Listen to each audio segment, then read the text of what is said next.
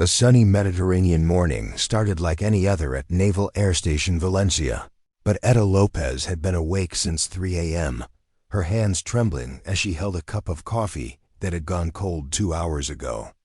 At 23, the Spanish aviation tech could strip and rebuild a fighter jet engine blindfolded, calculate fuel loads and flight trajectories faster than the base computers.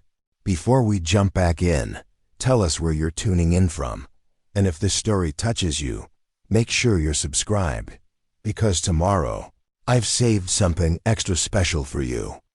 And memorize aircraft specifications that pilots forgot within weeks. But ask her to drive the 10 minutes to the base grocery store, and she'd find an excuse to walk instead. Her fellow sailors called her Walking Lopez behind her back, though never with malice. What they didn't know was that in exactly 14 hours, this same woman, who was too nervous to navigate Valencia's quiet streets, would attempt something that would leave the entire Mediterranean fleet speechless. Etta Lopez stood at the edge of the aircraft carrier Esperanza's flight deck, watching the Spanish F/A-18 Hornets return from their morning training runs. The Mediterranean sun cast everything in brilliant gold, and the steady rhythm of naval operations hummed around her like a mechanical heartbeat. At 23, she had been stationed aboard the Esperanza for 18 months, and every morning felt perfectly. Predictably the same dot, she was invisible in the best possible way. At 5 feet 4 inches, with nervous dark eyes and hands that constantly fidgeted with whatever tool or clipboard she was carrying, Etta had mastered the art of competent invisibility. She was the kind of person who anticipated problems before they occurred, who could locate any piece of equipment in the ship's vast storage systems within minutes, and who understood the technical specifications of every aircraft on the carrier. Better than most of the pilots who flew them, her official designation was aviation electronics technician, but everyone knew Etta as the person who solved the unsolvable problems. When Lieutenant Commander Rodriguez's radar system started giving false readings 3 weeks ago, it was Etta who spent 2 nights crawling through access panels to find a loose connection that the diagnostic computers had missed when the backup navigation system failed during last month's storm. She had jury-rigged a solution using spare parts and engineering, knowledge that impressed even the ship's chief engineer, but asked Etta to do anything that involved being the center of attention, anything that required her to step outside her carefully defined role, and she would find a way to disappear. She attended briefings but never spoke unless directly asked a question. She ate meals quickly and quietly in the technicians section of the mess hall. And when shore leave came around, while other sailors explored Valencia's nightlife or took weekend trips to Barcelona, Etta usually volunteered for extra duty shifts. The truth that nobody on the Esperanza knew was that Etta Lopez had never driven a car. Not because she couldn't learn, but because the very thought of being responsible for controlling a moving vehicle, while other people watched, made her palms sweat and her heart race. She had grown up in Seville taking buses and trains, had walked to her naval training academy, and had specifically requested assignment to a ship-based position to avoid the driving requirements that came with land-based naval facilities. Her crewmates occasionally made jokes about Walking Lopez when they saw her declining rides to the Valencia city center, choosing instead to take the hour-long walk from the naval base. They assumed she was being environmentally conscious or trying to stay in shape.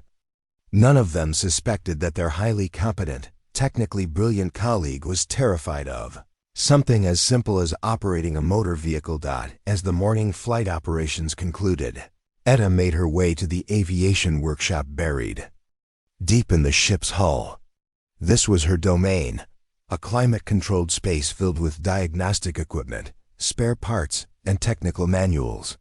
Here, surrounded by the familiar complexity of aircraft systems and electronics, she felt completely in control. She was updating maintenance logs when Chief Petty Officer Santos appeared in the workshop doorway. Santos was a career naval aviator who had transitioned to maintenance operations after a back injury ended his flying career. He was one of the few people on the ship who truly appreciated Etta's technical abilities. "Lopez," Santos said, settling into a chair across from her workbench. "I've been reviewing your technical evaluations. Your scores in aircraft systems navigation and emergency procedures are off the charts. Some of the highest I've seen in 20 years. Etta kept her eyes focused on her paperwork, feeling the familiar flush of discomfort that came with praise. "Thank you, Chief. I just try to understand the systems thoroughly." "That's what I want to talk to you about," Santos continued. "Captain Morales has been asking about exceptional personnel for some new cross-training opportunities. Your name keeps coming up in discussions about technical expertise and problem-solving abilities."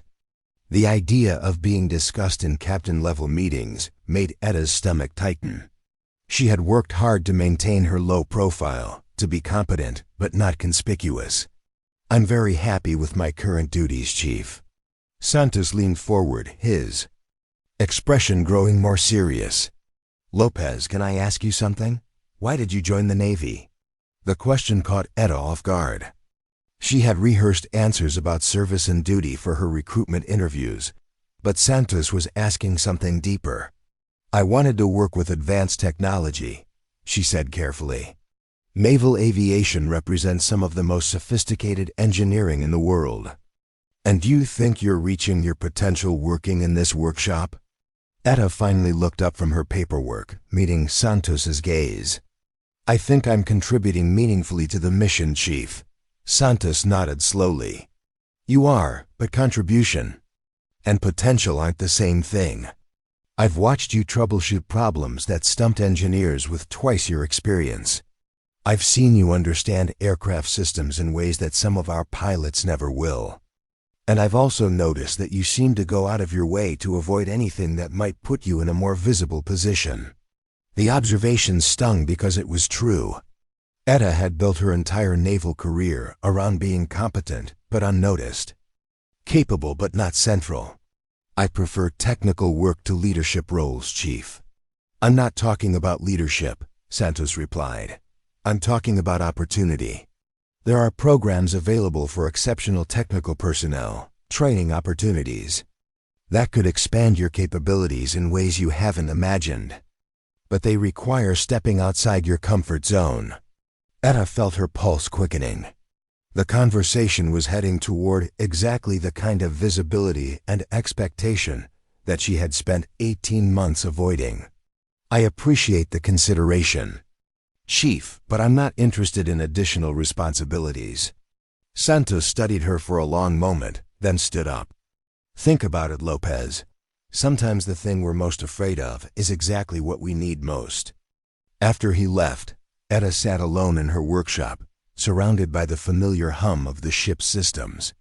Through the bulkhead, she could hear the distant sounds of flight operations, the controlled chaos of one of the most complex military operations in the world. She was part of it, but always from a distance, always safely removed from the center of action. She pulled out a technical manual on advanced navigation systems and tried to focus on her work. But Santos's words echoed in her mind. "Sometimes the thing we're most afraid of is exactly what we need most." Etta had no idea that in less than 12 hours, those words would prove more prophetic than either of them could have imagined. The mess hall buzzed with its usual evening energy as Etta carried her dinner tray to the technician's table. She had learned long ago to time her meals carefully, arriving early enough to avoid the crowds, but late enough that she wouldn't have to make small talk with too many people. As she settled into her corner seat, she couldn't help but overhear the conversation at the pilot's table just 3 seats away. "I'm telling you, the new simulator protocols are insane," Lieutenant Garcia was saying, gesturing with his fork. Emphasis. "They're running emergency scenarios that would make a test pilot sweat. Carrier landings in 40-knot crosswinds, night operations in 0 visibility, the works." "That's nothing compared to the real-world conditions we might face," replied Lieutenant Commander Silva, the squadron's most experienced pilot. Last month, the USS Gerald Ford had to recover aircraft in seas so rough that they were calling it barely within operational limits. Takes nerves of steel to bring a Hornet down on a pitching deck when the carrier's moving like a cork in a bathtub. Etta found herself listening despite her intention to focus on her meal. She had read about extreme weather carrier operations. In technical journals, had studied the engineering challenges involved in aircraft recovery systems during severe weather. The mathematical precision required to calculate approach vectors when both the aircraft and the landing surface were moving in 3 dimensions was fascinating from a technical perspective. What about you, Joaquin Lopez? Garcia's voice cut through her thoughts. You work on the birds more than anyone. What do you think about pilots who can't handle a little rough weather? Etta felt every eye at both tables turn toward her. The familiar tightness in her chest began to build as she realized she had become the center of attention without warning. The technical challenges are quite complex, she managed, her voice barely above a whisper. Speak up, Lopez, Silva called out with a grin. We can barely hear you over here. The request to speak louder made Etta's anxiety spike. She could feel her face flushing as more sailors turned to listen. The engineering systems are designed to handle extreme conditions, she said, still speaking quietly but clearly. The optical landing system can compensate for deck movement up to 12 degrees, and the arresting gear is rated for aircraft weights significantly beyond normal operational loads. Garcia looked impressed. See, that's what I'm talking about. Lopez knows more about the technical side than half the pilots. But have you ever thought about actually flying one of these birds? The question hit Etta like a physical blow. The idea of being responsible for controlling a multi-million-dollar aircraft, of being trusted with something so complex and dangerous, made her hands start to tremble. No, she said quickly. That's not... I'm technical support, not aircrew. Come on, Silva joined in, his tone friendly but persistent. With your knowledge of the systems, you'd probably make a hell of a pilot. Better than some of these rookies we've been getting. I don't think that's a good fit for me, Etta replied, desperately wanting the conversation to end. Why not? Garcia pressed. You understand the aircraft better than anyone. Are you afraid of flying? The direct question trapped Etta. She couldn't explain that it wasn't flying that terrified her, but the responsibility, the visibility, the possibility of failure when everyone was watching. I prefer my current duties, she said weakly. Silva leaned back in his chair, studying her with the calculating gaze of someone who had learned to read people under pressure. You know, Lopez, fear isn't always a bad thing in aviation. Sometimes, the people who are most afraid of screwing up are the ones who work hardest to make sure they don't. I'm not afraid, Etta said automatically, then immediately regretted the defensive response. Prove it, Garcia said with a challenging smile. Come up to the flight simulator tomorrow. Just for fun. Let's see how all that technical knowledge translates to actually sitting in the cockpit. The suggestion sent a wave of panic through Etta's system. The thought of climbing into a simulator while other people watched, of potentially failing at something in front of her colleagues, was exactly the kind of exposure she had spent months avoiding. I don't think that's appropriate, she said.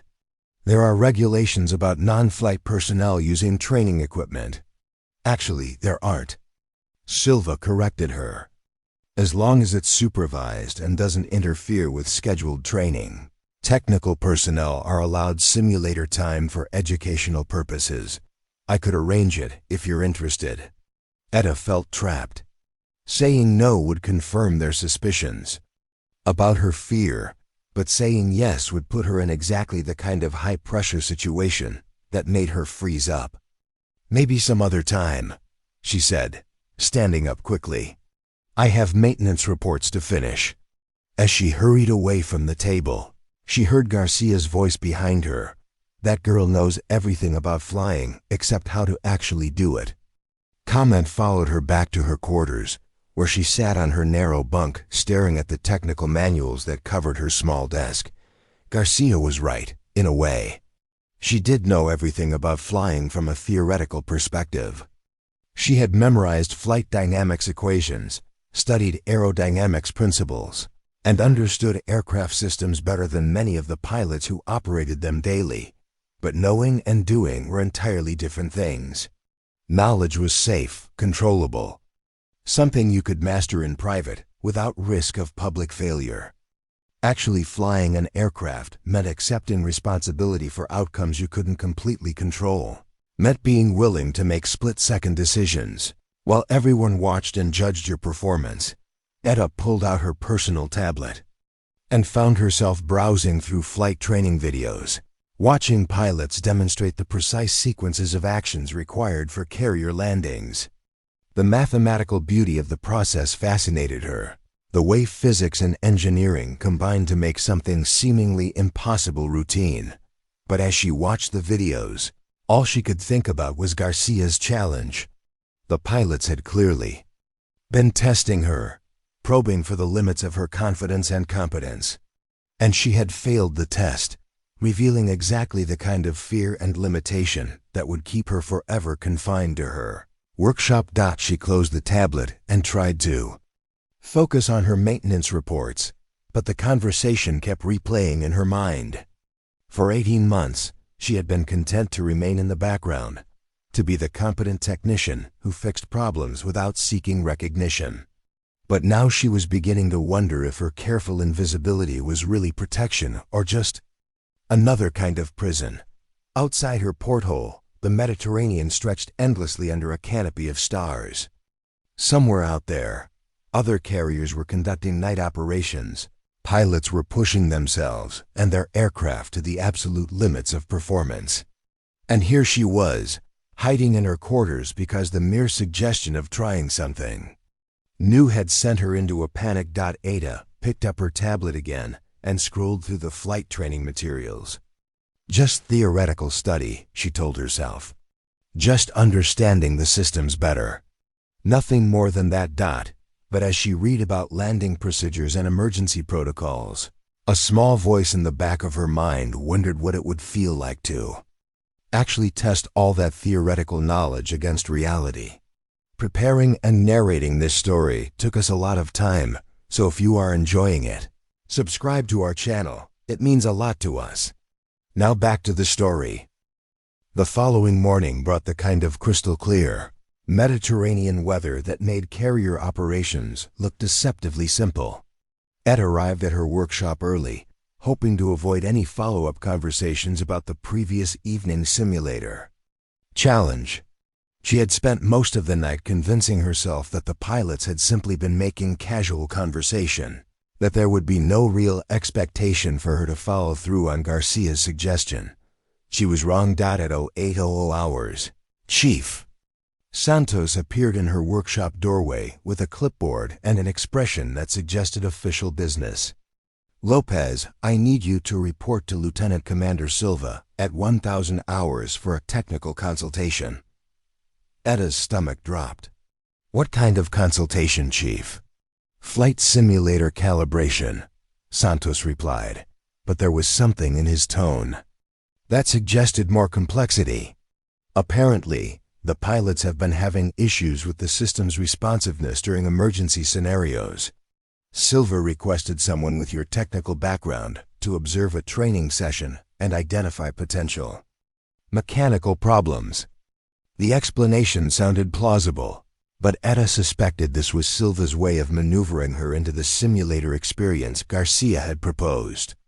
Couldn't I just run diagnostics on the system without observing an actual training session? Santos raised an eyebrow. Lopez, when a squadron leader specifically requests your expertise, you don't suggest alternatives. You report as ordered and provide the best technical support possible. Yes, Chief, Etta replied, knowing she was trapped. There was no way to refuse a direct assignment from a superior officer, even if she suspected the true motivation behind it. At exactly 1000 hours, Etta found herself standing outside the flight simulator complex. a sophisticated facility that replicated the cockpit experience of various naval aircraft with stunning realism. Through the observation windows, she could see Lieutenant Garcia running through what appeared to be a routine carrier approach, his hands moving with practiced precision across the simulated controls. "Lopez," Silva's voice called from behind. Her perfect timing. "We're just finishing up a standard training rotation, and then I want you to take a look at something interesting." Etta watched as Garcia completed his simulated landing, the system providing realistic visual and motion. Feedback that made the experience nearly identical to actual flight operations. When he emerged from the simulator, he was grinning with the satisfaction of a successful run. "Clean approach, textbook landing," Silva announced, reviewing the performance data. "Now, Lopez, here's what I wanted you to see." He gestured toward the control station where performance metrics were displayed in real time. "We've been getting inconsistent readings on the motion compensation system. Sometimes it accurately reflects deck movement. Sometimes it seems to lag behind actual conditions." Etta examined the technical displays, immediately recognizing the symptoms Silva was describing. "The gyroscopic sensors are probably experiencing calibration drift," she said, her confidence growing as she focused on the technical problem. "The Mediterranean's magnetic variation can affect precision instruments over time, especially if they haven't been recalibrated recently." "Exactly what I thought," Silva nodded. "But here's the thing. To properly diagnose the problem, we need someone to run through a series of test scenarios while monitoring the sensor outputs in real time. Someone who understands both the technical systems and the flight dynamics well enough to recognize when something feels wrong." Etta saw exactly where this was heading. "Sir, I'm not qualified to operate flight simulators." "Actually, you are," Garcia interjected, producing a regulation manual. "According to Naval Air Training Command guidelines, any technical specialist with advanced systems knowledge can operate training simulators under direct supervision for diagnostic purposes."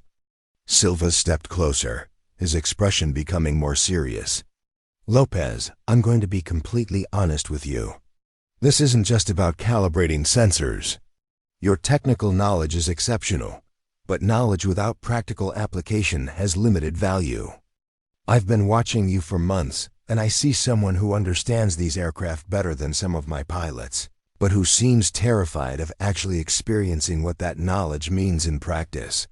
The direct observation stung because it was accurate. Etta felt her face flush as she realized how transparent her fears had become to the more experienced personnel around her. "Sir, I prefer to contribute through technical support rather than operational roles." "And that's exactly the problem," Silva replied. "You're limiting yourself to a narrow definition of contribution.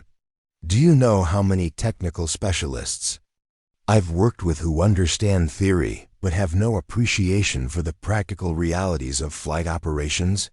They design procedures that work perfectly on paper but fall apart under real-world stress." Garcia nodded in agreement. "It's like having a mechanic who's never actually driven a car.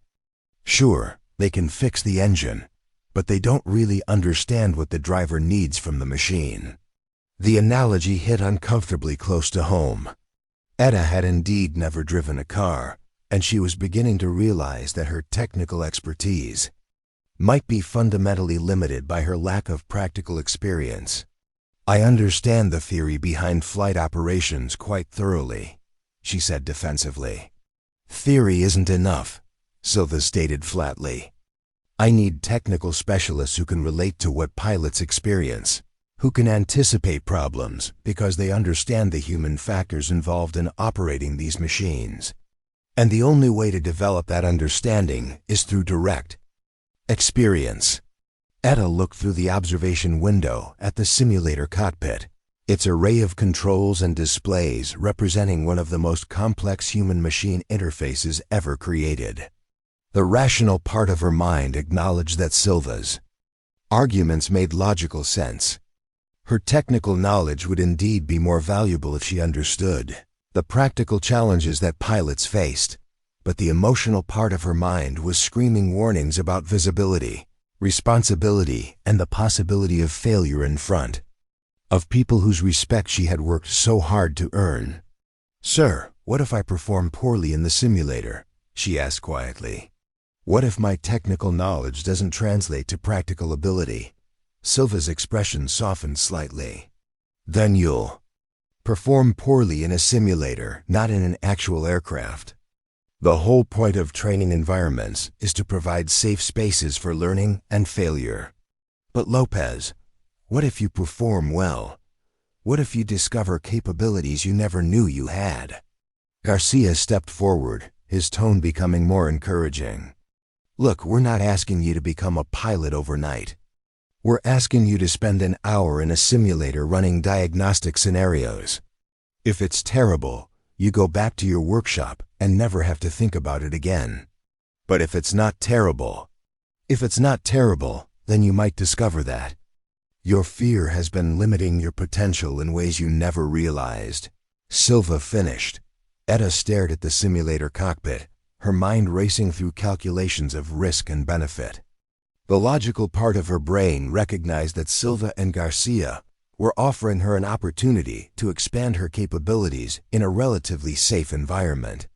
The fearful part of her brain was cataloging all the ways this could go wrong, all the reasons why stepping outside her comfort zone was dangerous. "Just 1 hour?" she asked finally. "Just 1 hour," Silva confirmed. "Diagnostic scenarios only. You monitor the technical systems while experiencing what the pilots experience. If you're uncomfortable at any point, we stop immediately." Etta took a deep breath, feeling as though she was standing at the edge of a cliff. "All right, 1 hour, for diagnostic purposes only." Silva smiled for the first time that morning. "Excellent. Garcia, prep the simulator for basic approach scenarios. Lopez, let's get you familiar with the controls." As Etta followed them toward the simulator cockpit, she wondered if she had just made the best decision of her naval career or the worst mistake of her life. The simulator session had lasted exactly 1 hour, as promised, but its effects on Etta Lopez extended far beyond Silva's original timeline. As she sat in her quarters that evening, staring at pages of flight procedure manuals she had requisitioned from the ship's library, she couldn't stop thinking about those 60 minutes that had changed everything. The experience had been nothing like she had expected. Instead of the overwhelming panic she had feared, Etta had found herself absorbed in the technical challenge of translating her theoretical knowledge into practical action. The simulator's controls felt logical under her hands, each switch and display corresponding to systems she had studied and maintained for months.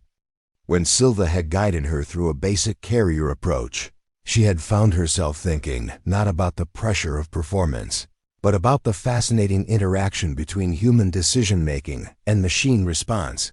More surprisingly, she had been good at it. Not perfect, certainly not at the level of the trained pilots, but competent enough that Garcia had raised his eyebrows and Silva had asked her to run through the scenario a second time. Her technical understanding of the aircraft systems had translated into an intuitive grasp of how to manage them during flight operations, but the most significant moment had come during the final exercise, when Silva had introduced an unexpected system failure into the simulation. While most student pilots might have panicked or relied entirely on emergency checklists, Etta had immediately understood the technical cause of the failure and had improvised a solution that impressed both instructors. "That," Silva had said after she emerged from the simulator, "is exactly what I was talking about. Technical knowledge combined with practical experience creates a level of problem solving that neither can achieve alone." Now, 3 days later, Etta was spending her off-duty hours in the ship's library, studying advanced flight procedures with an intensity that surprised even her. She told herself this was simply intellectual curiosity, a natural extension of her technical interests. But late at night, when she was certain no one was watching, she found herself visualizing complex flying scenarios, mentally rehearsing procedures she had no official reason to know. She had also begun what she privately called her confidence project. Every morning before her regular duties, Etta forced herself to complete one small task that made her uncomfortable. She volunteered to brief maintenance findings to groups of technicians. She offered suggestions during departmental meetings. She even signed up to help with the ship's navigation training program, where her mathematical skills had quickly made her popular among junior officers struggling with celestial calculations. Each small success built upon the previous one, creating a momentum that felt both exciting and terrifying. Etta was beginning to discover that the anxiety she had always experienced wasn't necessarily a sign of inability, but rather nervous energy that could be channeled into careful preparation and heightened focus. Chief Santos had noticed the change. Immediately. "Lopez," he had said during a routine maintenance briefing, "I don't know what happened to you in that simulator session, but you seem different. More engaged, more confident." Etta had deflected the observation with a casual comment about finding the technical challenges interesting, but privately she knew Santos was right. Something fundamental had shifted during that hour in the simulator.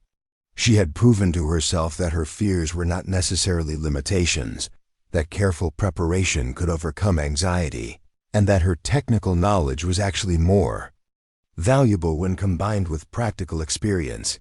The breakthrough moment came during a routine evening when she was studying approach procedures in her quarters. Lieutenant Garcia appeared in her doorway, looking slightly embarrassed. "Lopez, I hope you don't mind the interruption," he said. "I wanted to apologize for pushing you into that simulator session the other day. Silva and I were talking, and we realized we might have put you in an uncomfortable position." Etta looked up from her manual, surprised by the apology. "Actually, Lieutenant, I wanted to thank you. That experience was illuminating." Garcia stepped into her quarters, noticing the flight procedure manuals scattered across her desk. "Are you studying approach procedures?" "Among other things," Etta replied, feeling only a slight flush of embarrassment. "I realize that my technical knowledge has some significant gaps when it comes to practical applications." "That's a lot of material," Garcia observed, examining the titles on her desk. "Advanced carrier operations, emergency procedures, weather, flying techniques. This is graduate-level stuff." "I like to be thorough," Etta said simply. Garcia sat down in her desk chair, his expression growing more serious. "Lopez, can I ask you something? What would you say if I told you there was an opportunity for advanced technical training that might interest you?" Etta felt her pulse quicken. "What kind of opportunity?" "The Navy's developing a new program for technical specialists who want to expand their operational knowledge. It's called the Technical Flight Program, and it's designed for people exactly like you. Individuals with exceptional technical skills who could benefit from practical flight experience." The possibility hung in the air between them like an electric charge. Etta had heard rumors about experimental programs that combined technical and operational training, but she had never imagined she might be considered for such an opportunity. "What would that involve?" she asked carefully. 6 months of intensive training, Garcia explained. "Flight school, carrier operations, emergency procedures, the works. But it's designed specifically for technical personnel, so there's more emphasis on systems integration and problem solving than on traditional pilot training." Etta stared at the manuals on her desk, thinking about the months of secret preparation she had already undertaken, the confidence she had been building one small step at a time. The opportunity Garcia was describing represented exactly the kind of challenge she had been unconsciously preparing for. "Would I still maintain my technical duties?" she asked. "Actually, you'd be assigned to a new role, technical flight specialist. You'd work directly with flight operations, providing real-time technical support during complex missions. Think of it as being the bridge between the engineering side and the operational side. The position sounded perfect for someone with her background and interests, but Etta also recognized the magnitude of what Garcia was suggesting. Accepting such an opportunity would mean leaving behind the safe invisibility she had maintained for 18 months, stepping into a role that would require her to perform under pressure in ways she had never experienced. But as she looked at the flight manual she had been studying, at the evidence of her own growing confidence and competence, Etta realized that she had already been preparing for exactly this kind of opportunity. "When would this training begin?" she asked. Garcia smiled. "If you're interested, I can submit your name for consideration. But Lopez, I have to warn you, this program is extremely selective and the training is intense.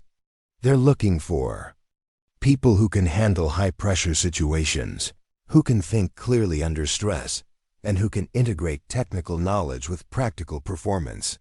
Etta thought about her hour in the simulator, about the calm focus she had felt when faced with technical challenges, about the months of careful preparation she had undertaken without fully understanding why.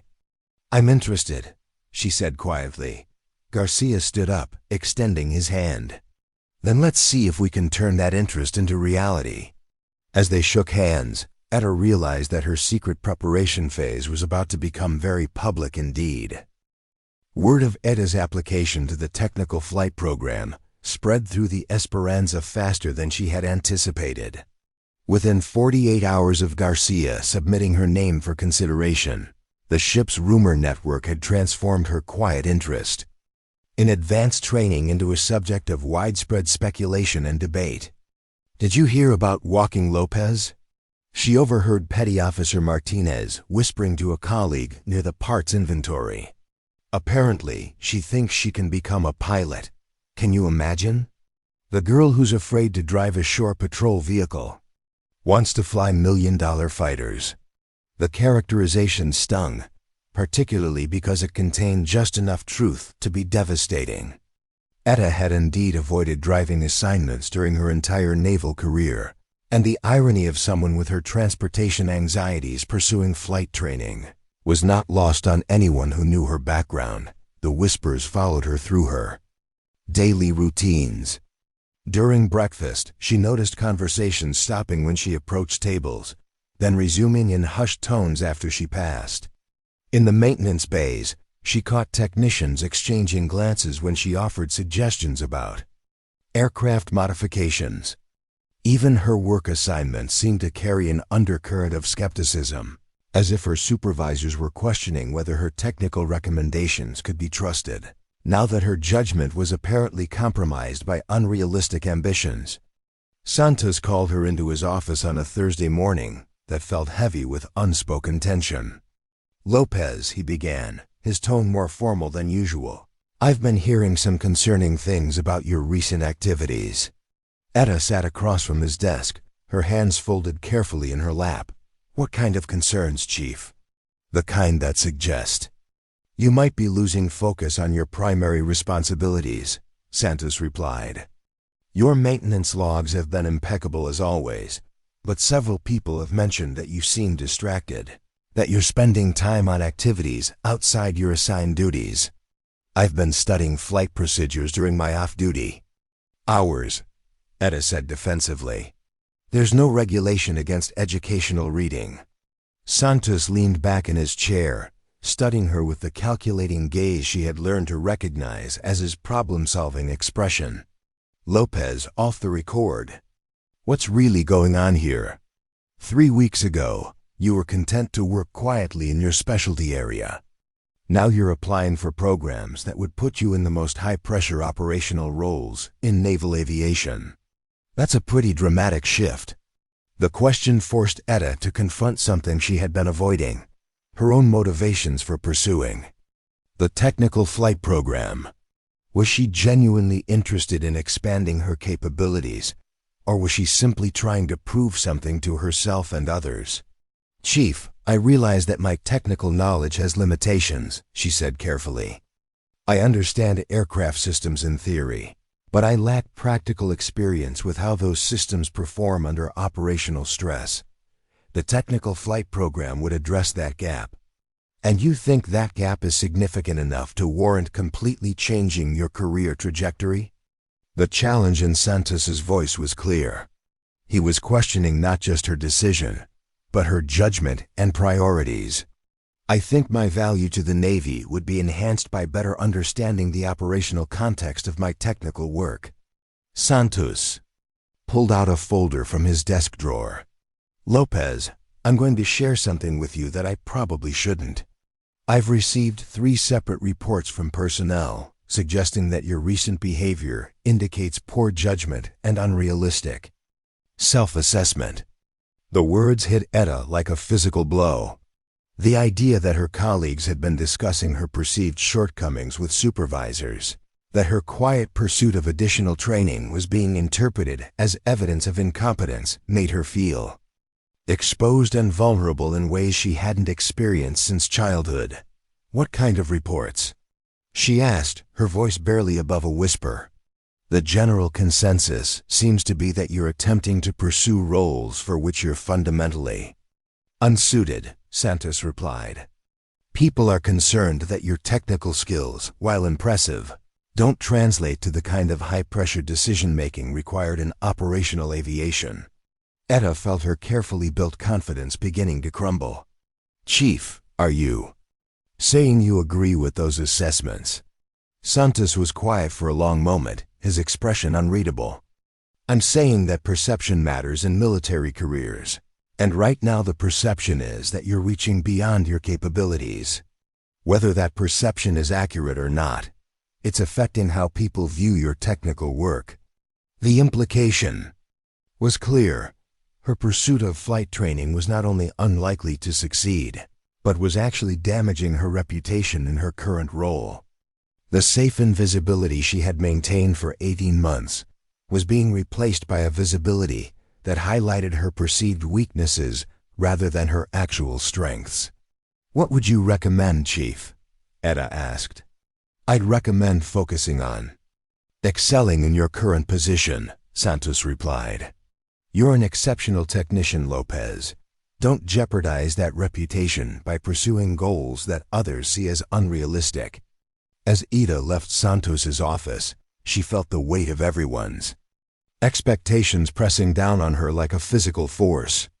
The ship's corridors seemed narrower, the glances from colleagues more pointed, the whispered conversations more obviously about her perceived overreach. That evening, she sat in her quarters staring at the flight manuals that had become both an inspiration and a source of anxiety. The rational part of her mind acknowledged that Santos and her colleagues might be right. Perhaps she was reaching beyond her actual capabilities, mistaking intellectual understanding for practical competence. But as she reviewed the material she had been studying, Etta realized that her preparation had been more thorough than anyone knew. She hadn't just been reading about flight procedures. She had been analyzing them, identifying potential improvements, understanding the technical challenges in ways that her theoretical background made possible. The knock on her door interrupted her brooding. Lieutenant Commander Silva stood in the doorway, his expression serious but not unkind. Lopez, he said, I heard about some of the feedback you've been receiving regarding the technical flight program application.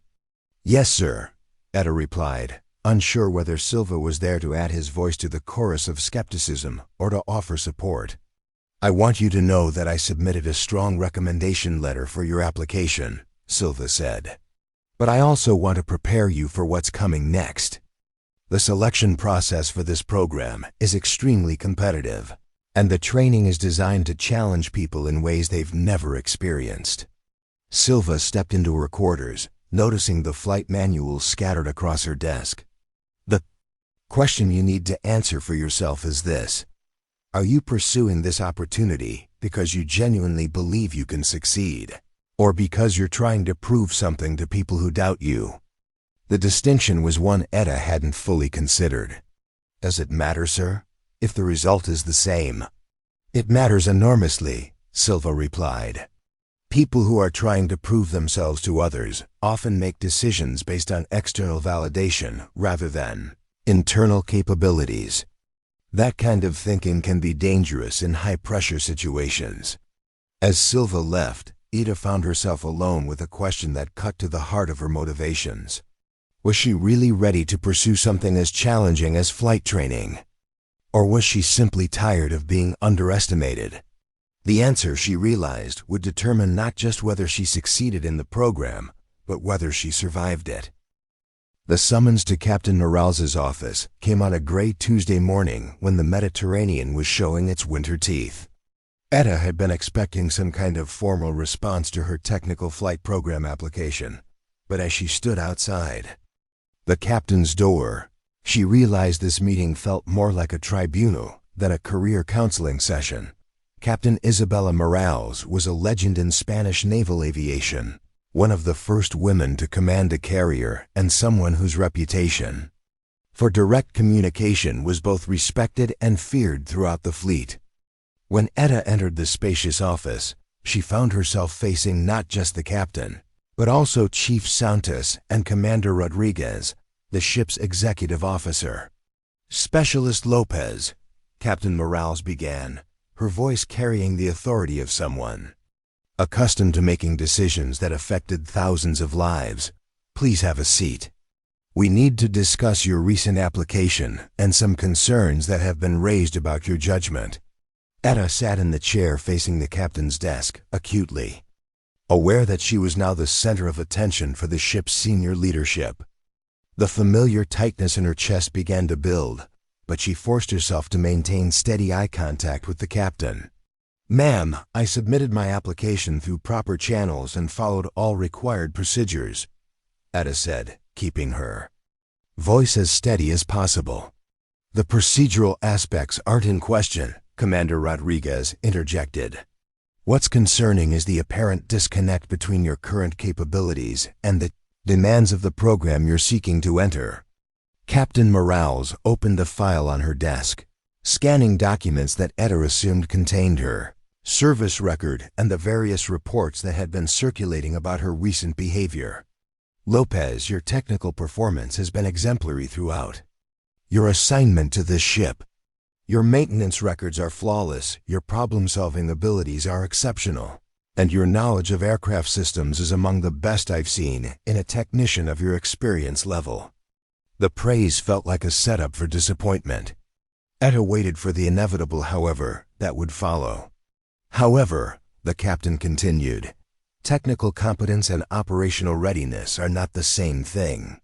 The technical flight program isn't an advanced maintenance course. It's designed to prepare specialists for high-pressure operational roles where lives depend on split-second decision-making under extreme stress." Chief Santos leaned forward, his expression mixing concern with disappointment. "Lopez, we've had multiple conversations about your tendency to avoid high-visibility assignments. You've consistently chosen the safety of background roles over opportunities for greater responsibility. That pattern suggests someone who may not be suited for the kind of operational exposure that flight duties require." The characterization stung because it was largely accurate. Etta had indeed spent 18 months avoiding situations that would put her in the spotlight, preferring the controlled environment of her workshop to the unpredictable demands of operational assignments. "With respect, Chief," Etta replied, "my preference for technical roles doesn't necessarily indicate an inability to handle operational responsibilities. It indicates that I value thorough preparation and careful analysis over impulsive action." "Commander," Rodriguez exchanged a glance with the captain. "Lopez, let me be direct. Several personnel have expressed concerns about your realistic self-assessment abilities. The consensus seems to be that you're attempting to pursue goals that are fundamentally incompatible with your demonstrated capabilities and comfort levels." Word consensus hit Etta like a physical blow. It wasn't just individual skepticism she was facing, but an apparently widespread agreement that her ambitions were unrealistic. "Sir, could you be more specific about these concerns?" Captain Morales pulled out a different document. 3 separate supervisors have noted that you avoid driving assignments, that you seem uncomfortable with vehicle operation, even for routine-based transportation. The apparent contradiction between someone who's anxious about operating ground vehicles and someone who wants to fly military aircraft has raised questions about your judgment. There it was, the core weakness that Etta had spent months trying to hide. Her driving anxiety was being used as evidence that she was fundamentally unsuited for any kind of operational role that involved controlling complex machinery. "Ma'am," Etta said, her voice growing stronger despite her racing heart, "my reluctance to drive hasn't affected my technical performance or my ability to maintain aircraft systems. And my understanding of flight dynamics and aircraft operations is based on extensive study and demonstrated competence." "Demonstrated where?" Rodriguez asked pointedly. "In a workshop? On paper?" "Lopez, there's a difference between understanding how something works and being able to make it work under pressure." The challenge forced Etta to reveal information she had been keeping private. "Sir, I've completed simulator training sessions with Lieutenant Commander Silva. My performance indicated that my theoretical knowledge does translate to practical application." Captain Morales raised an eyebrow. "Simulator sessions? That wasn't mentioned in your application materials." Etta felt trapped between minimizing her preparation, which would support their arguments about her inadequate experience, and revealing the extent of her unauthorized training activities, which might be seen as inappropriate initiative. "Ma'am, Lieutenant Commander Silva invited me to participate in diagnostic sessions to help calibrate the simulator systems. During those sessions, he had me run through basic flight procedures to test system responsiveness." "And?" the captain prompted. "And I performed adequately," Etta said, understating Silva's actual positive feedback. Chief Santos shook his head. "Lopez, adequate performance in a simulator doesn't qualify someone for a program that will put them in actual aircraft under real operational conditions. The technical flight program has a failure rate of over 40%, and those are candidates who come in with significant operational experience." The statistics were sobering, but they also suggested that 60% of candidates did succeed. Etta found herself wondering what distinguished the successful candidates from those who failed. "Chief, what criteria are used to predict success in the program?" she asked. Commander Rodriguez consulted his notes. "Demonstrated performance under pressure, leadership experience, operational background, and psychological resilience. The program requires people who can make critical decisions while managing extreme stress levels." Captain Morales leaned back in her chair, studying Etta with the calculating gaze of someone trying to solve a complex problem. "Lopez, let me ask you a direct question. Why do you think you're qualified for a program that requires exactly the kind of high-pressure performance you've been avoiding throughout your naval career?" The question cut to the heart of everything Etta had been struggling with. Why? She believed she could succeed in an environment that seemed designed to expose and exploit exactly the kind of vulnerabilities she had been carefully managing. "Ma'am," Etta said, taking a deep breath, "I think my technical expertise gives me advantages that might compensate for my lack of traditional operational experience. I understand aircraft systems in ways that allow me to anticipate problems and develop solutions that others might not see. And I think my cautious approach to new challenges means that when I do commit to something, I'm exceptionally well prepared." The answer felt honest but insufficient. Captain Morales continued to study her for a long moment before responding. "Lopez, I'm going to be completely frank with you.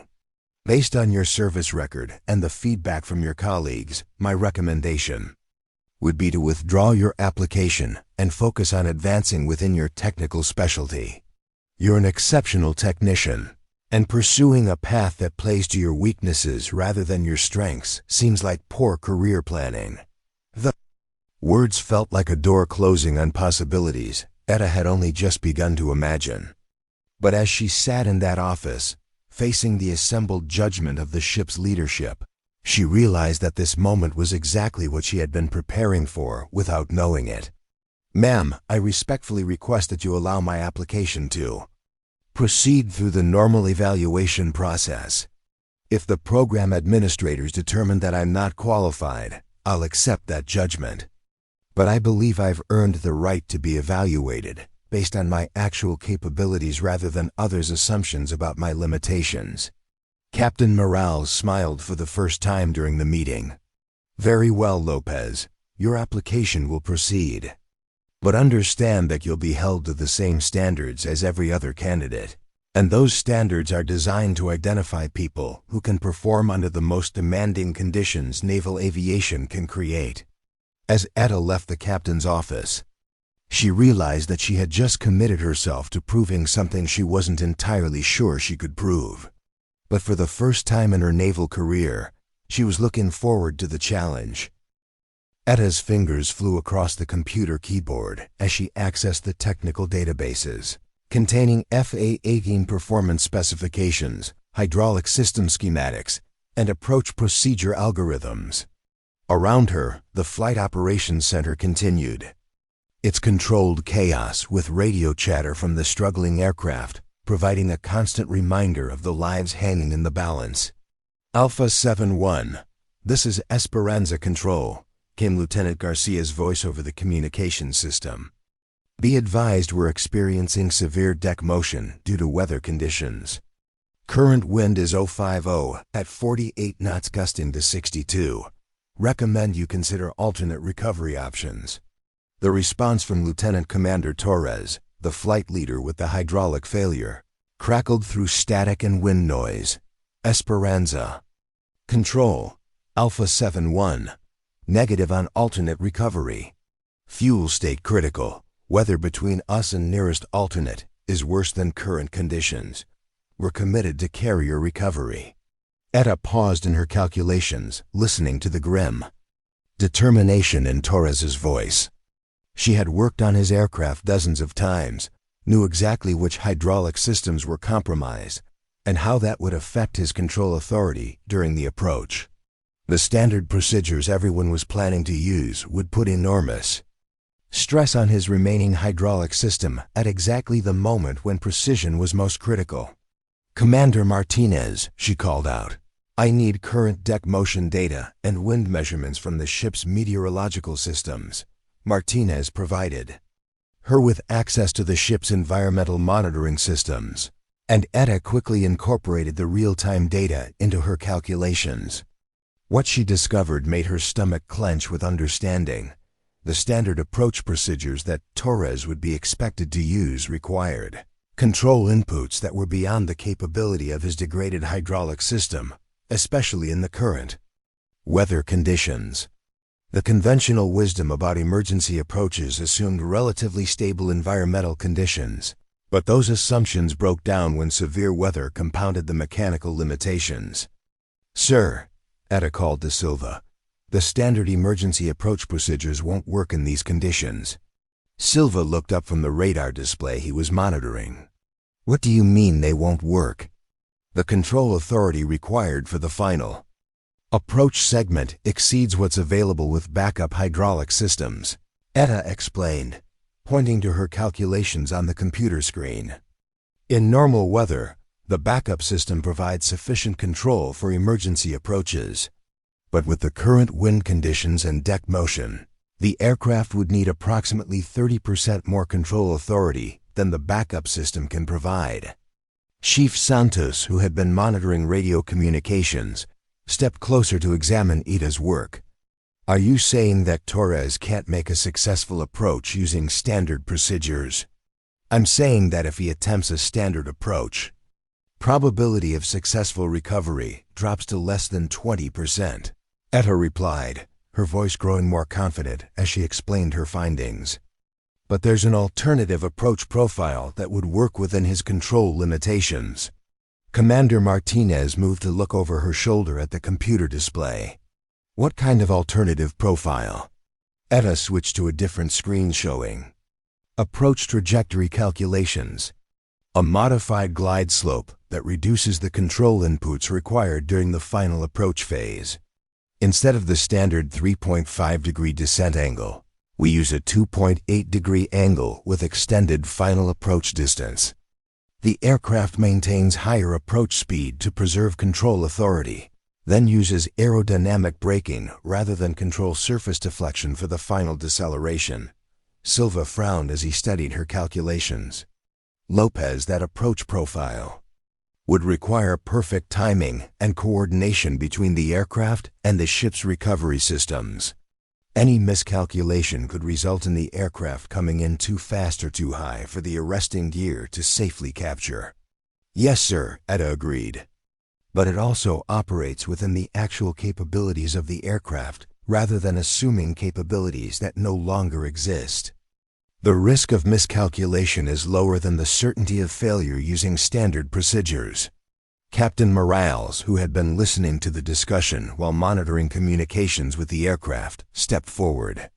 Lopez, you're proposing to modify established emergency procedures based on theoretical calculations? The question carried obvious skepticism, and Etta could feel the weight of institutional resistance to unconventional solutions. Ma'am, I'm proposing to optimize emergency procedures based on actual aircraft capabilities and current environmental conditions. The established procedures weren't designed for this specific combination of factors. Have these modified procedures ever been tested? Martinez asked. Etta felt her confidence waver slightly. Not under actual operational conditions, sir. But the mathematical models are sound, and the approach profile operates within known performance parameters. Silva shook his head. Lopez, we can't risk 4 aircraft and their crews on untested procedures developed by someone who's never actually flown a carrier approach. The dismissal stung, but Etta had expected it. Her lack of practical flight experience was the obvious weakness in her credibility, despite the technical soundness of her analysis. Sir, with respect, the tested procedures won't work under current conditions. We're not choosing between proven and unproven approaches. We're choosing between an approach that might work and one that definitely won't. Chief Santos looked between Etta's calculations and the radar display showing the approaching aircraft. Lopez, what would implementing your modified procedures require? Real-time coordination between the aircraft and ship systems, Etta replied. I would need to provide direct technical guidance to the pilot during the approach, calculating optimal approach parameters based on current wind conditions and aircraft performance. The suggestion created immediate resistance from multiple officers simultaneously. Absolutely not, Silva said firmly. We can't have a technician providing flight guidance during emergency operations. Lopez isn't qualified for that kind of operational role, Martinez added. This requires someone with actual flight experience. Captain Morales held up a hand to stop the objections. Lopez, explain exactly what your role would be. Ma'am, I would monitor the aircraft systems and environmental conditions in real time, then provide recommended approach parameters to the pilot through the flight operations staff. I wouldn't be giving direct flight instructions, but rather technical guidance about optimal performance settings. That's still putting an unqualified person in a critical operational role, Silva objected. We have experienced flight operations personnel who can handle pilot communications. Etta felt her frustration building as she watched the radar display showing the aircraft getting closer to their fuel limits. Sir, the experienced flight operations personnel don't understand the specific technical limitations we're dealing with. They know standard procedures, but this situation requires adaptive procedures based on real-time system analysis. The debate was interrupted by another radio transmission from Torres. Esperanza Control, Alpha 7-1. Beginning initial approach. Request updated weather and recovery instructions. Silva moved to the communications console. Alpha 7-1, stand by for approach clearance. Weather is 05 at 50 gusting to 65. Deck motion significant. Cleared for standard emergency approach runway. Etta watched the radar display as Torres began his approach using the standard procedures that her calculations showed would likely fail. She had presented her solution, had explained why it would work better than conventional approaches, and had been dismissed because her lack of flight experience made her recommendations seem unreliable.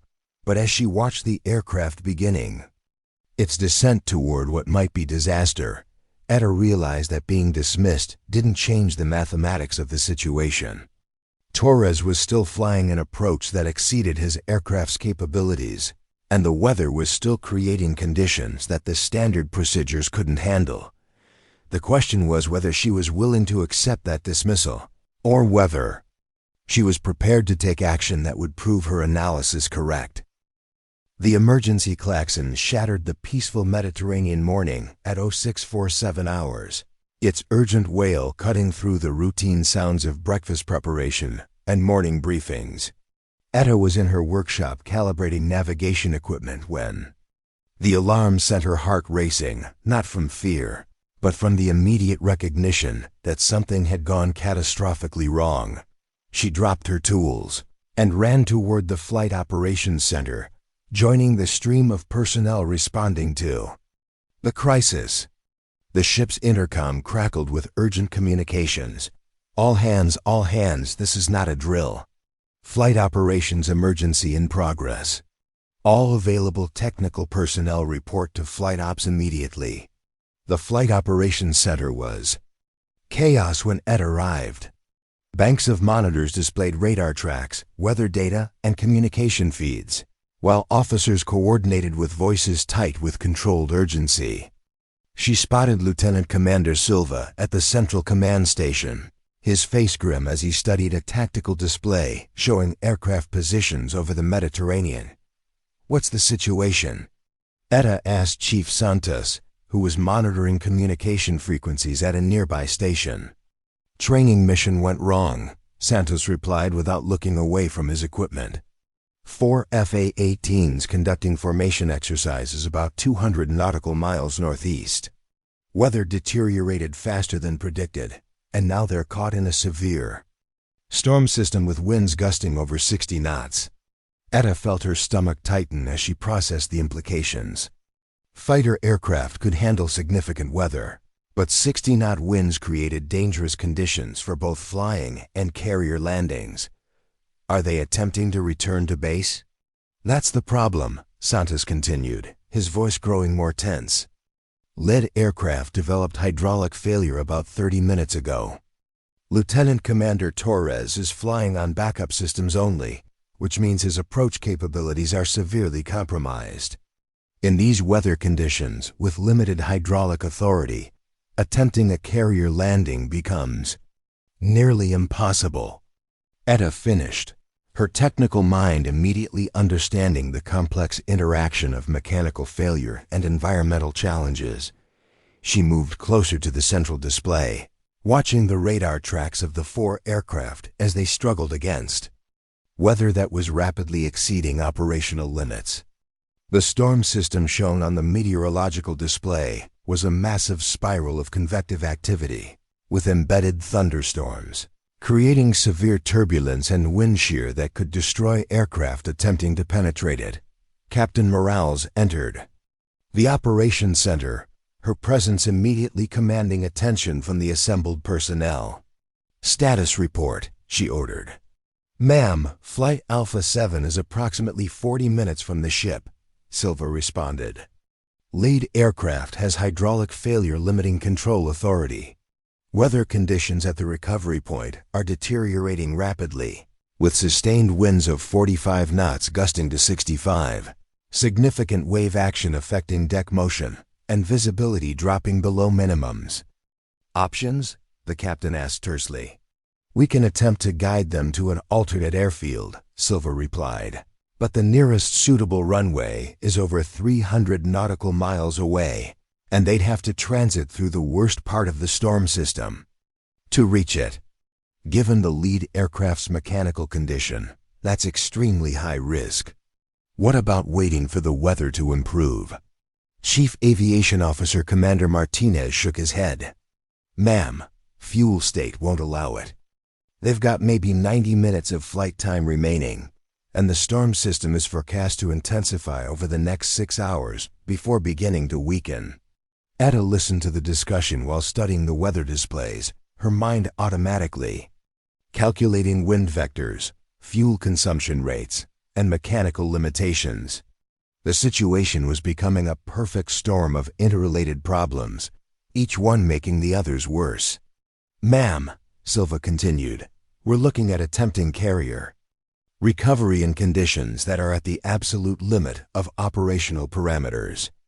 With the lead aircraft's hydraulic problems, we're talking about an approach that would challenge even our most experienced pilots under ideal conditions. Captain Morales studied the displays for a moment, then asked the question that everyone was thinking. What's our success probability for recovery under these conditions?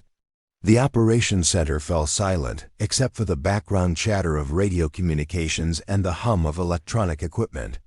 Silva exchanged glances with Commander Martinez before responding. Ma'am, honestly, with the weather conditions and the mechanical failure, we're looking at maybe 50-50 odds for a successful recovery. And that's assuming everything else goes perfectly. The implications hung heavy in the air. 50-50. Odds meant that attempting the recovery was as likely to result in disaster as success. But the alternatives were equally grim. Attempting to reach an alternate airfield through severe weather with a mechanically compromised aircraft, or running out of fuel over the Mediterranean. Etta found herself studying the technical displays with increasing intensity, her mind working through the complex calculations involved in carrier approach procedures. Something was nagging at her, a technical detail that the operational personnel might be overlooking in their focus on the immediate crisis. Sir, she said quietly to Silva, what's the specific nature of the hydraulic failure? Silva glanced at her with surprise, as if he had forgotten that the ship's technical specialists were present. Primary hydraulic system failure. Backup system is functional but provides limited control authority, especially for precision maneuvering. Etta nodded, her mind racing through the technical specifications she had memorized during months of study. Has anyone calculated the approach parameters using modified procedures for limited hydraulic authority? What do you mean? Silva asked. Sir, standard carrier approach procedures assume full control authority. Etta explained, her confidence growing as she focused on the technical problem. But there are alternative approach profiles designed specifically for degraded control situations. They require different descent rates, longer final approach distances, and modified power settings. Commander Martinez stepped closer, his expression shifting from crisis management to technical interest. You're talking about emergency approach procedures? Yes, sir, but more specifically, procedures that account for the interaction between reduced control authority and severe weather conditions. The standard emergency procedures don't fully address the compounding effects of both mechanical failure and environmental stress. Etta moved to one of the computer terminals and began pulling up technical databases. If I could access the aircraft's specific performance data and current weather conditions, I might be able to calculate approach parameters that would improve the success probability. Silva and Martinez exchanged glances. Lopez, Silva said carefully, what you're describing would require real-time flight path calculation and direct communication with the aircraft. That's not typically a technical support function. No, sir, Etta agreed, but it's not a typical situation. And with respect, sir, I've been studying these exact scenarios for months. I understand the technical limitations better than anyone else on this ship. Captain Morales, who had been listening to the exchange, stepped forward. Lopez, are you suggesting that you can develop approach procedures that would improve our pilots' chances of successful recovery? Etta felt the weight of the entire operations center's attention focusing on her. This was exactly the kind of high-pressure, high-visibility situation she had spent 18 months avoiding. But as she looked at the radar display showing 4 aircraft struggling against a deadly storm, she realized that her months of secret preparation had been building toward exactly this moment. "Ma'am," she said, her voice steady despite her racing heart, "I believe I can calculate approach parameters that would significantly improve the probability of successful recovery. But it would require real-time technical support during the approach itself." The captain studied her for a long moment, and Etta could see the calculation happening behind her eyes, weighing the potential benefit of unconventional technical support against the risk of relying on an unproven specialist in a life-or-death situation. "Do it," Captain Morales ordered. "But Lopez, understand that if you're wrong, people die." As Etta moved toward the computer systems that would allow her to develop the modified approach procedures, she realized that she was about to discover whether 18 months of theoretical preparation would translate into the kind of practical performance that could save lives. The crisis had found her. Now she had to prove that she was ready for it. Etta watched the radar display with growing anxiety as Torres began his initial approach using standard emergency procedures. Her calculations showed that his aircraft's hydraulic limitations would make successful recovery nearly impossible under current weather conditions, but her recommendations had been dismissed by officers with operational experience she lacked. "Alpha 7-1, you're 5 miles out." Garcia's voice came over the communication system. "Weather is holding steady at 050 at 48 gusting to 62. Call the ball when ready." Torres's response carried the strain of fighting both mechanical failure and severe weather. "Esperanza Control, Alpha 7-1 has the ball. Hydraulic control feels mushy, requiring significant input for course corrections." Etta's stomach tightened as she heard the pilot confirm exactly what her analysis had predicted. The backup hydraulic system was struggling to provide adequate control authority in the turbulent conditions, forcing Torres to overwork his remaining systems just to maintain basic flight path control. She glanced at her computer screen, showing the approach profile she had calculated. The modified procedures would reduce the control demands on Torres's aircraft by nearly 40% while maintaining safe approach parameters. But convincing the flight operations staff to implement unconventional procedures in the middle of an emergency approach seemed impossible. 2 miles out, Garcia announced. "Looking good, Alpha 7-1. Maintain current approach angle." But Etta could see on the technical displays that Torres's aircraft was beginning to deviate from optimal approach parameters. The wind gusts were forcing him to make larger control corrections than his hydraulic system could efficiently handle, creating a feedback loop that would only get worse as he approached the carrier. "Sir," she said quietly to Silva, "the aircraft is beginning to exceed control authority limits. He won't be able to maintain stable approach in these conditions." Silva glanced at her computer display, but remained focused on the standard approach procedures. "Torres is an experienced pilot. Lopez, he knows how to handle difficult approaches. But he doesn't know about the modified approach profile that would work within his system limitations," Etta pressed. "Sir, I can see his aircraft's performance data in real time. The current approach is putting stress on his hydraulic system. That will likely cause complete failure before touchdown."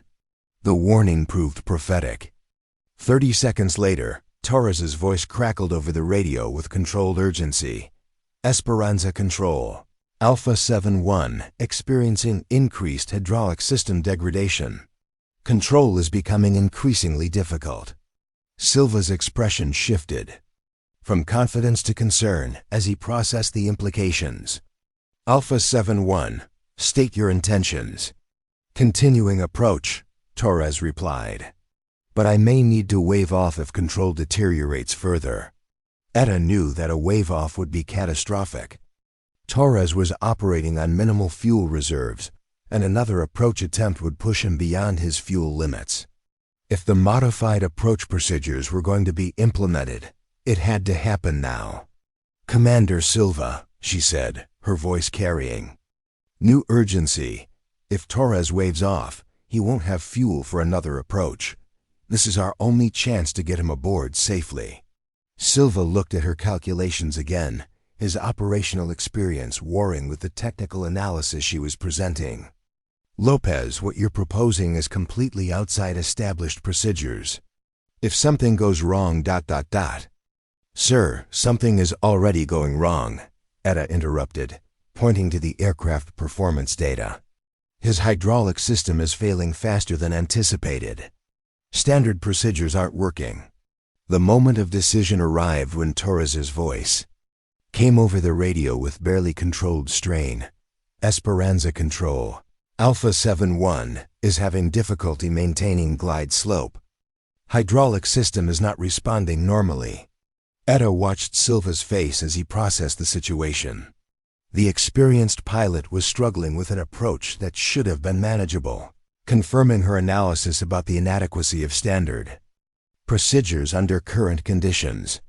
"Commander," she said quietly, "let me try to help him." Silva stared at her for a long moment, clearly wrestling with the decision to trust unconventional analysis from someone without operational flight experience. "Lopez, if I let you provide technical guidance and something goes wrong, it's my responsibility. And if you don't let me try and Torres crashes because of system limitations that could have been accommodated, that's also your responsibility." Etta replied.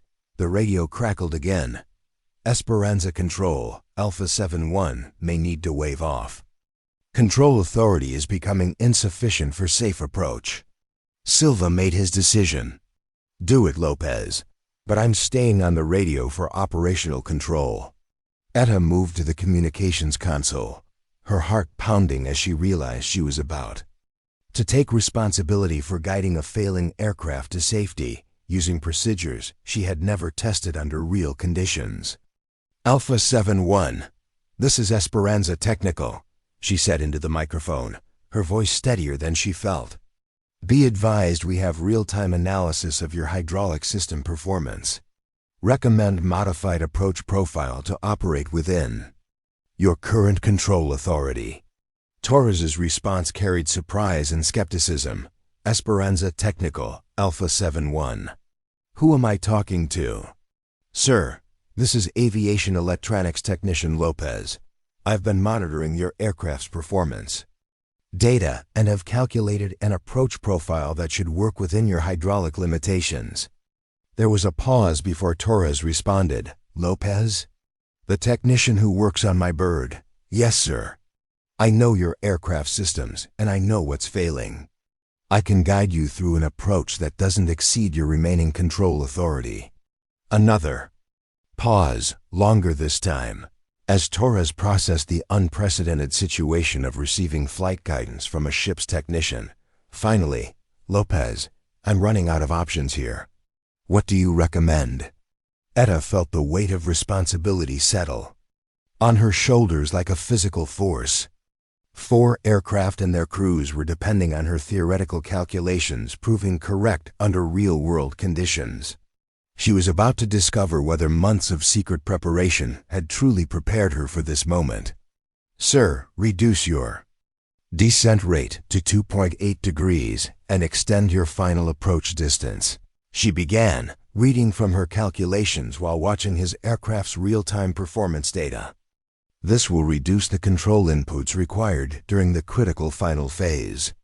As Torres began implementing her recommendations, Etta realized that she had crossed a line she couldn't uncross.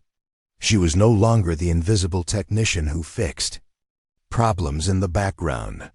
She was now responsible for saving lives using knowledge and skills that everyone had dismissed as insufficient. The point of no return had arrived. Now she had to prove that her preparation had been enough. 6 months after what became known throughout the Mediterranean fleet as the Storm Recovery, Etta Lopez stood on the bridge of the USS Esperanza wearing the wings of a qualified naval flight officer and the rank insignia of Lieutenant Junior. Grade, The transformation from invisible electronics technician to acknowledged expert in flight operations technical support had been swift and decisive. The technical flight program, which had initially seemed like an impossible dream, had proven to be exactly the kind of challenge Etta thrived on. Her combination of technical expertise and demonstrated performance under pressure had made her not just a successful candidate, but the program's top graduate. The same theoretical knowledge that colleagues had once dismissed as impractical had become the foundation for a completely new approach to flight operations support. Lieutenant Lopez called Captain Morales from her position near the navigation station. "We're receiving a request for technical consultation from the USS Gerald Ford. They're dealing with a complex weather recovery situation and specifically requested your expertise." Etta approached the communication console where the Ford's request was displayed. The situation was similar to what she had faced 6 months earlier. Multiple aircraft requiring recovery under challenging conditions, but this time with the added complexity of night operations and multiple mechanical failures across different aircraft types. "Ma'am, I can provide real-time technical analysis and modified approach procedures," Etta replied, settling into the specialized workstation that had been installed specifically to support her unique role. Estimated time to develop optimal recovery procedures is approximately 15 minutes. The confidence in her voice would have been unimaginable just months earlier. The anxious technician who had been too nervous to drive shore patrol vehicles had evolved into someone who routinely provided technical guidance for the most challenging flight operations in naval aviation. As Etta began her analysis, she reflected on the journey that had brought her to this moment. The secret preparation that had once seemed like pointless overreaching had proven to be exactly what was needed when crisis demanded unprecedented solutions. Her months of studying flight procedures, practicing calculations, and building confidence through small challenges had created a foundation that could support extraordinary performance under pressure. Chief Santos, who had been promoted to Master Chief and assigned as her primary technical coordinator, approached her workstation. "Lopez, the Ford is reporting that standard recovery procedures are showing less than 30% success probability. They need your magic." Etta smiled at the characterization. What others called magic was simply the systematic application of technical knowledge to operational challenges, combined with the willingness to think beyond conventional solutions. "It's not magic, Master Chief. It's just recognizing that aircraft systems and environmental conditions follow predictable patterns, even when those patterns are complex." Her analysis of the Ford situation revealed a fascinating technical challenge. 3 different aircraft types with varying mechanical problems, requiring recovery in conditions that demanded different solutions for each aircraft. The problem was exactly the kind of multivariable analysis that her background had prepared her for. "USS Gerald Ford, this is USS Esperanza Technical," Etta transmitted. "We've completed analysis of your recovery situation. Recommend sequential approach procedures tailored to each aircraft's specific limitations." Transmitting modified approach profiles now. The procedures she had developed represented the integration of lessons learned from her storm recovery experience, with new techniques for handling multiple aircraft types under challenging conditions. Each approach was calculated to operate within the specific constraints of individual aircraft while accounting for environmental factors that affected all recovery operations. Over the next 2 hours, Etta guided the Ford's aircraft through a series of recoveries that demonstrated the evolution of her techniques from emergency solutions to standard operational procedures. Her methods had been incorporated into naval aviation training programs and were being studied by flight operations specialists throughout the fleet. Lieutenant Commander Silva, who had been promoted to executive officer following his role in supporting Etta's unconventional approach during the storm recovery, joined her at the technical station. "Lopez, the Ford is reporting successful recovery of all aircraft with no incidents." That's the 15th consecutive successful consultation you've provided to other ships. The success rate represented something unprecedented in naval aviation. The development of technical analysis methods that could reliably improve operational outcomes under the most challenging conditions. Etta's approach had proven scalable and teachable, leading to the establishment of similar technical flight support positions on carriers throughout the fleet. Sir, it's rewarding to see that technical knowledge can have direct operational impact, Etta replied. But what's most satisfying is knowing that other people are developing similar capabilities. The techniques work because they're based on sound engineering principles, not because they require unique personal abilities. Her comment reflected one of the most significant changes in her thinking: the confidence she had developed through proving herself under pressure had convinced her that exceptional performance was achievable through preparation and systematic thinking rather than innate talent. She had become an advocate for the idea that perceived limitations could be overcome through careful analysis and determined effort. Captain Morales approached as Etta completed her consultation with the forward. Lieutenant, I have news that I think you'll find interesting. The Navy is establishing a new technical flight operations specialty, and they've asked you to help design the training program. The opportunity represented the culmination of everything Etta had worked toward. Her journey from overlooked technician to recognized expert would now influence how future generations of naval personnel approach the integration of technical knowledge with operational capability. Ma'am, I'd be honored to contribute to that program, Etta replied. I think there are many people who have the technical background to excel in this kind of role. They just need the opportunity to develop confidence in their abilities. As the sun set over the Mediterranean, painting the carrier deck in brilliant orange light, reminiscent of the morning when her transformation had begun, Etta reflected on the changes that had occurred not just in her own life, but in the lives of others inspired by her example. Throughout the fleet, technicians and specialists were pursuing advanced training opportunities that had previously seemed beyond their reach. Her story had become proof that preparation could overcome perceived limitations, that theoretical knowledge could translate to practical capability, and that the courage to act on your convictions could change not just individual careers, but entire organizational approaches to human potential. The woman who had once been too nervous to drive a car had not only learned to guide fighter jets through impossible landings, but had created a new paradigm for what technical specialists could achieve when given the opportunity to prove themselves.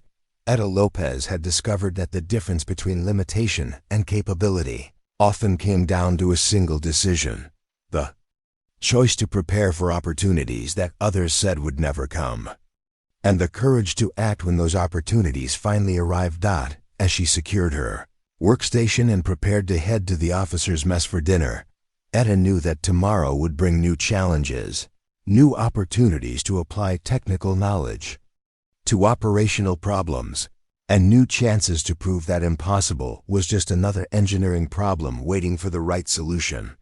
The transformation was complete, but the mission was just beginning. Up next, you've got 2 more standout stories right on your screen. If this one hit the mark, you won't want to pass these up. Just click and check them out. And don't forget to subscribe and turn on the notification bell so you don't miss any upload from us.